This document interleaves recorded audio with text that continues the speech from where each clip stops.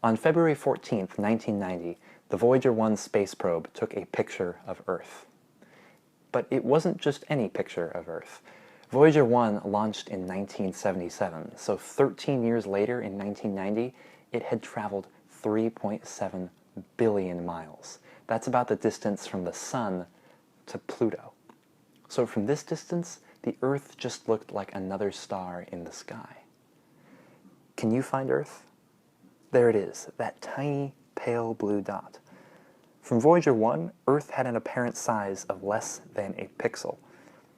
Carl Sagan, one of the greatest science communicators of all time and host of the 1980 television series Cosmos, asked NASA to turn the Voyager 1 cameras around to take one more picture of Earth before it headed outside the solar system.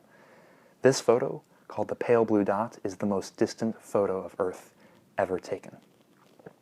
I think Carl Sagan himself explains this picture the best when he writes the following in his book, and I hope you enjoy this quote as much as I do.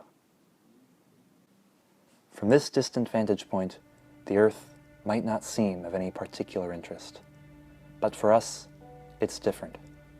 Consider again that dot. That's here. That's home.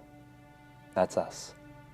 On it, everyone you love, everyone you know, everyone you ever heard of, every human being who ever was, lived out their lives.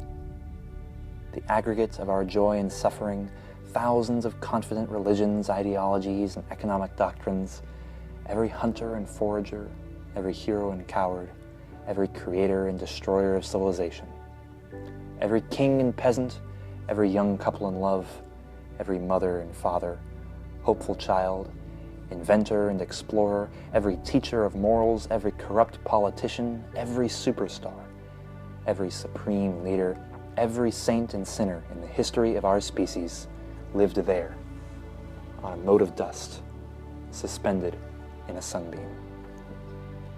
The Earth is a very small stage in a vast cosmic arena.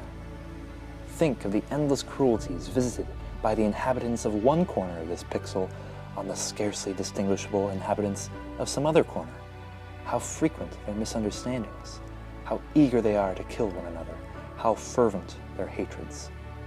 Think of the rivers of blood spilled by all those generals and emperors so that in glory and triumph they could become the momentary masters of a fraction of a dot. Our posturings, our imagined self-importance, the delusion that we have some privileged position in the universe are challenged by this point of pale light. Our planet is a lonely speck in the great enveloping cosmic dark. In our obscurity, in all this vastness, there is no hint that help will come from elsewhere to save us from ourselves. The Earth is the only world known so far to harbor life. There is nowhere else, at least in the near future, to which our species could migrate. Visit? Yes. Settle? Not yet. Like it or not, for the moment, the Earth is where we make our stand. It has been said that astronomy is a humbling and character-building experience. There is perhaps no better demonstration of the folly of human conceits than this distant image of our tiny world. To me, it underscores our responsibility to deal more kindly with one another and to preserve and cherish the pale blue dot, the only home we've ever known.